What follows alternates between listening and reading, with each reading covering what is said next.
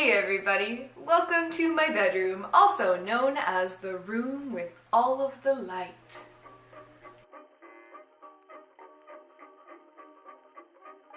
So October came and went, and October is the month where my home becomes a costumery.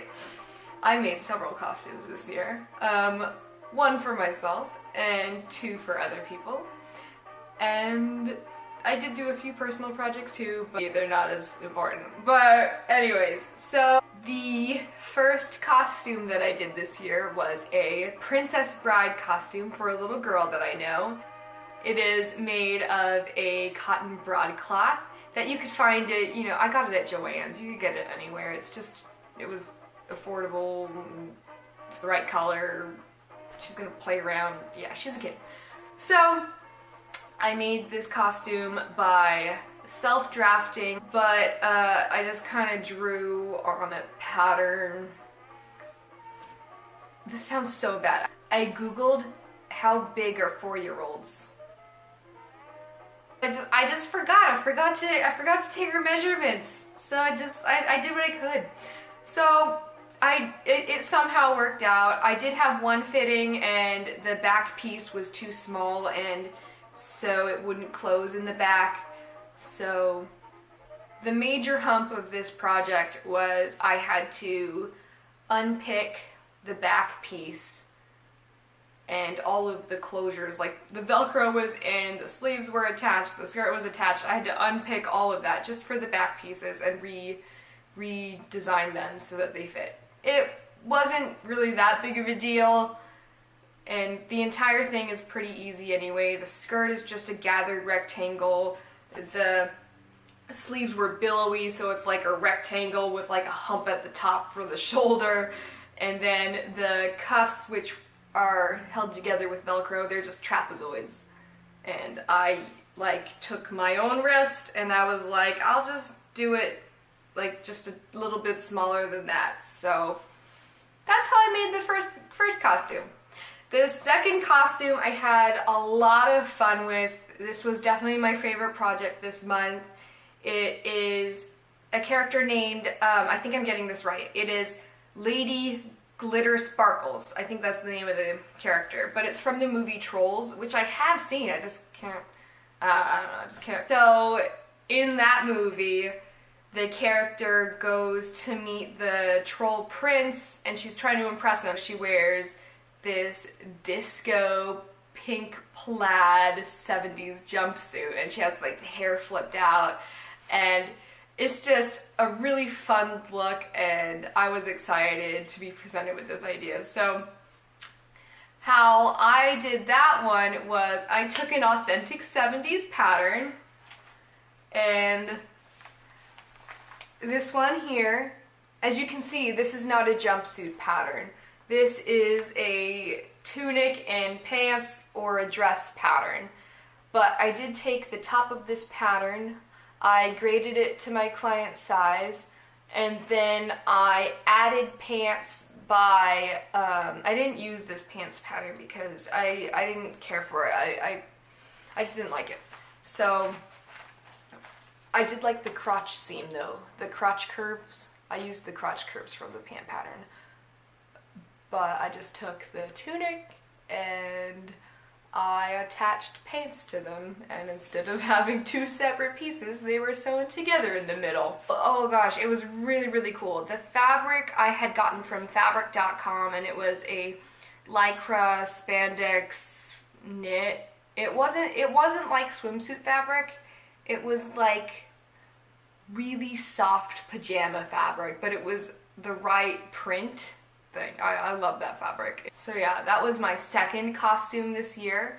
The third costume was for myself, which I have posted 2 videos of the making of, and it's my I Dream of Jeannie. This was interesting to make. At times I didn't like it, and at times I did. The pants were really, really fun to make. I loved making those. The rest of it was kind of boring to me. It was just like, I don't know. And then the hat was just like a complete fudge. Like, what did I even do? Like, I took like a, I would remake the hat. The bolero's okay. The top underneath is okay. It's a little bit baggier than I foresaw, but whatever. But yeah, this is in my personal costume collection, so it goes in a bag and it goes in the closet. Now, I did get a chance to do some personal projects this month, and I've only got 2, but here they are. The first one is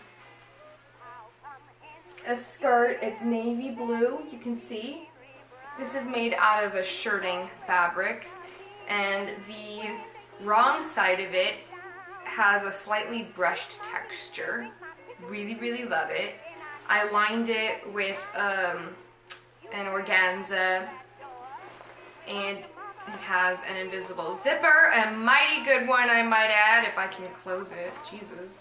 I wore this yesterday, and it was fine. Okay, there we go.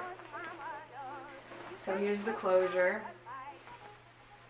2 hook and eyes. The only thing I regret about this project is I didn't interface the waistband, and I don't know why I didn't. I literally always do that, and I didn't realize that I didn't until it was done. And I'm like, why did I totally skip that step? Whatever.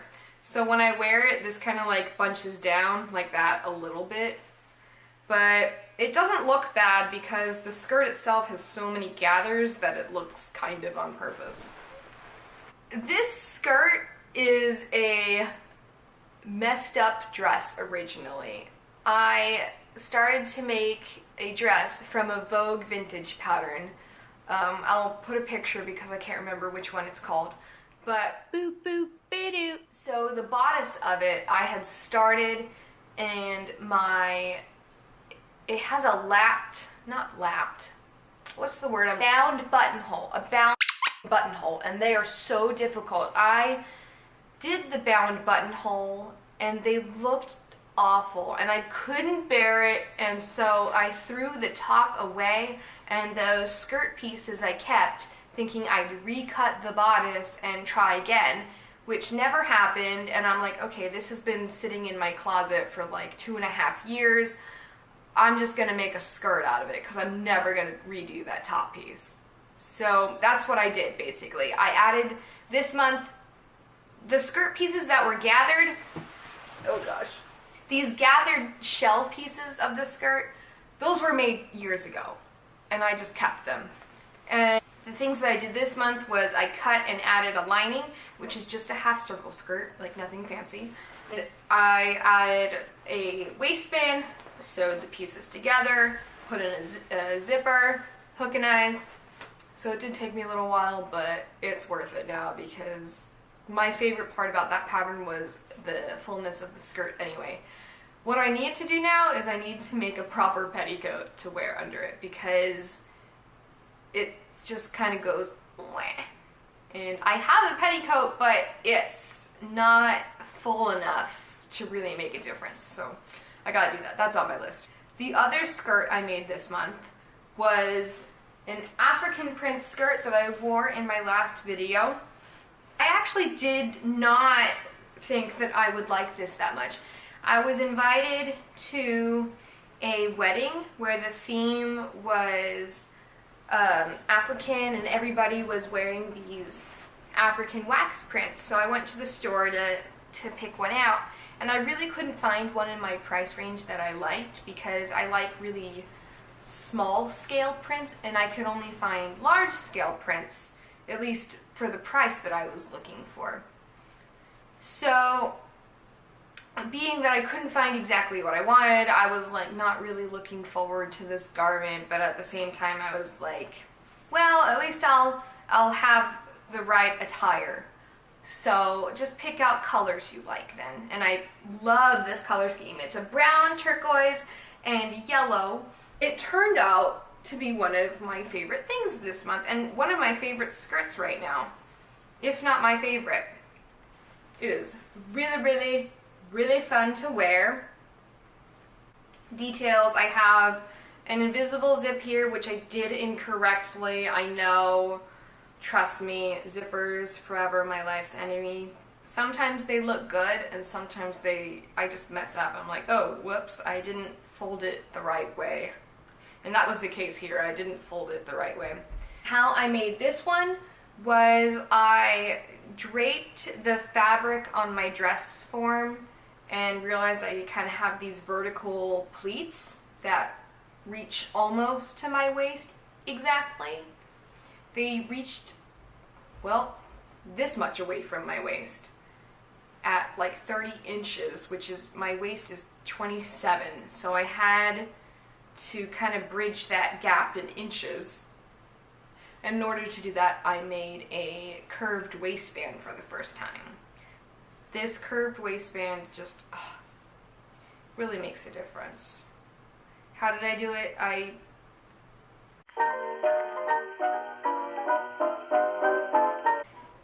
did show you this in my last video, so I'm not gonna say anything more about it. So that was everything I made in October. I hope you liked it. I definitely enjoyed making like 3/4 of all of this. And I will see you guys in my next video. Bye.